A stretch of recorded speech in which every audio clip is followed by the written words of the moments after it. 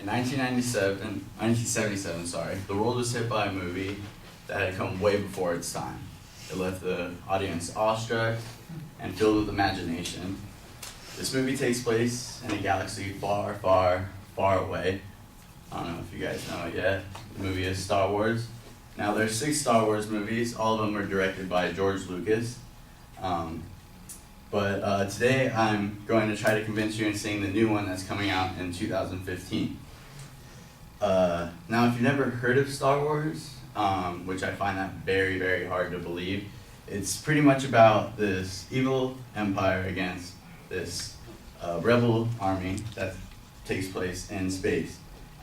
There are 6 episodes that I mentioned. Episode 1, Phantom Menace. Episode 2, Attack of the Clones. Episode 3, Revenge of the Sith. Episode 4, A New Hope.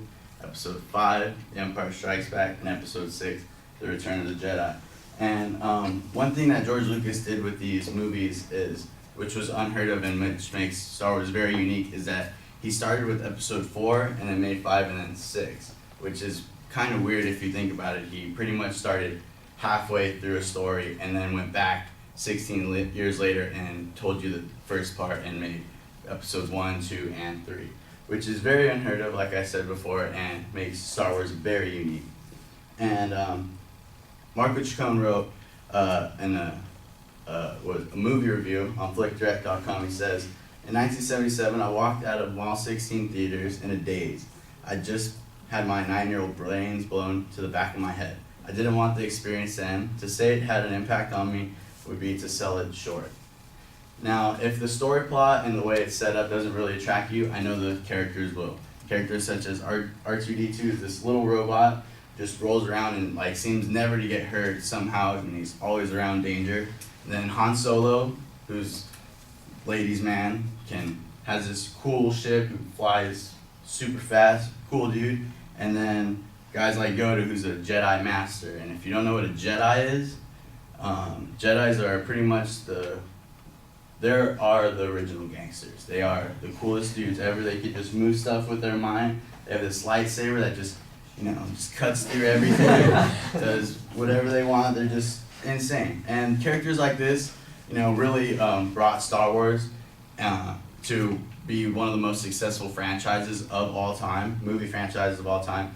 According to StasticBrain.com, all 6 episodes in the box office generated over $4 billion in revenue for the 6 episodes they made. So the franchise has constantly been growing for over 36 years, and involving selling the merchandise, DVDs, video games, comic books, the whole 9. It's generated over $27 billion in revenue, which is pretty insane. And a franchise like that doesn't go unnoticed at all. And why just recently, Disney just bought LucasArts, which was owned by George Lucas, which owns the rights to Star Wars. Disney just bought that from George Lucas for over $4 billion. Robert Iger, the CEO of Disney, said in a USA Today article, "This is one of the great entertainment properties of all time, one of the best branded and one of the most valuable, and it's just fantastic for us to have the opportunity to buy it, run it, and grow it." Due to that Disney buying it, they're actually making 3 new Star Wars movies, which are going to be pretty insane. I'm really looking forward to. Like I said, the one that is expected to be coming out in 2015, but unfortunately, it won't be directed by George Lucas this time. He'll have an influence, but it's going to be directed by J.J. Abrams, who just recently directed the 2 new Star Trek movies. So I'm kind of a little iffy about if it's going to be good or not, but I really want to see it just to see how good he does. But George Lucas was quoted saying, "For the past 35 years, one of the greatest pleasures has been to see the Star Wars pass from one generation to the next generation. It's time for me to pass the Star Wars on to the new generation of filmmakers," which is pretty cool. I think I'm really looking forward to that, to see what he has to offer. And there's actually been some rumors going around. I've read on a couple blogs and a couple articles that what Disney actually wants to do is remove Tomorrowland and actually make their own Star Wars land, which I think would be pretty cool. But in conclusion, if you're not really into the whole sci-fi thing, sci-fi space thing, I just say, give it a chance. It's a really good story filled with many amazing characters. But now on the other hand, if you're like a Twilight fan or a Harry Potter fan, just know that a Jedi would kill any vampire and any wizard any day of the week. But based off all this information, I really hope you guys go see the new Star Wars film.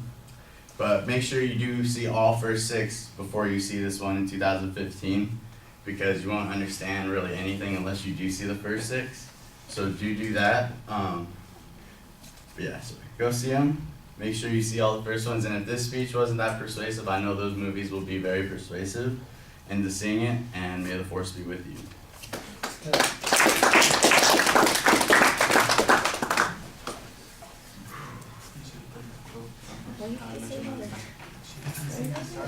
Had the Star Wars people no idea. where he has that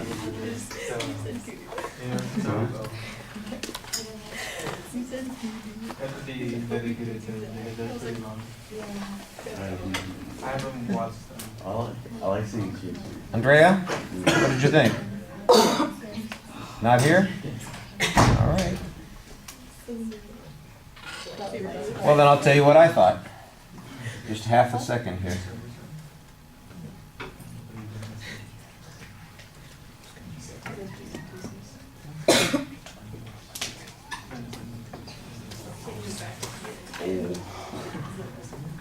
All right, well, I like the historical reference that you use as an attention device. It pulls us in. Actually, you state your goal pretty clearly. What you need to do is tell us a little bit more about why this is controversial, why you need to talk people into this, why we need to be persuaded on this particular point. Why is this important? Why does it matter? And I think that you kind of rely on the cultural touchstones as a way of selling this, and I understand that, but you know what? There are a whole bunch of issues with this that are freaking people out, especially people who are fans, that you might want to address. There are a lot of people who are nervous that Disney is involved. There are a lot of people who aren't happy that we're getting more Star Wars because they were unhappy with the last set of Star Wars. When you talk about people being worried because there isn't a George Lucas involved, I tell you what, I think more people are happy that George Lucas isn't involved anymore than are worried about it.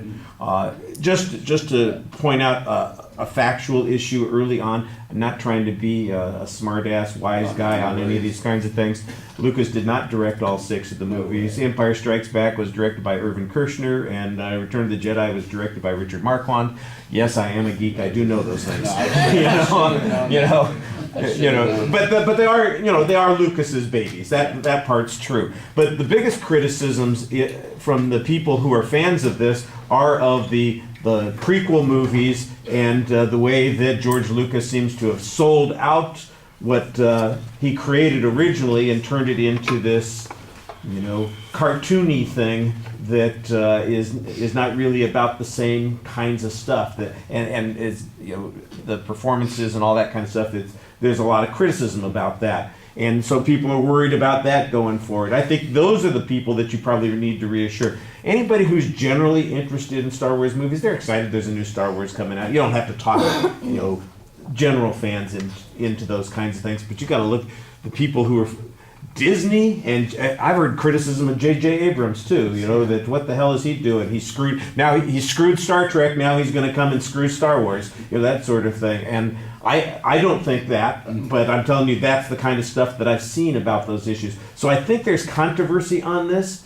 You don't really talk about the controversy. The first half of the speech is kind of a review of Star Wars history, which is fun to go through, but that's an informative speech, not really a persuasive speech.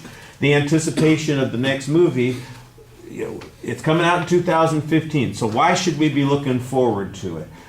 What was not told in the last stories that needs to be followed up on?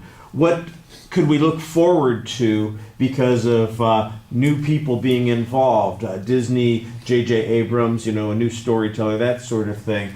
Why should we anticipate something better than what we've had so far, which would be a reason for us to go to see the movie? I think you need more material like that to make this work. All right, delivery issues. Look, you've got a lot of enthusiasm in your voice, and sometimes your gestures are great. I like the little lightsaber swishing that you did there. I thought that was cool. You've got nervous feet like crazy, though. You were just all over the place. That's where all of your nervous energy is coming out.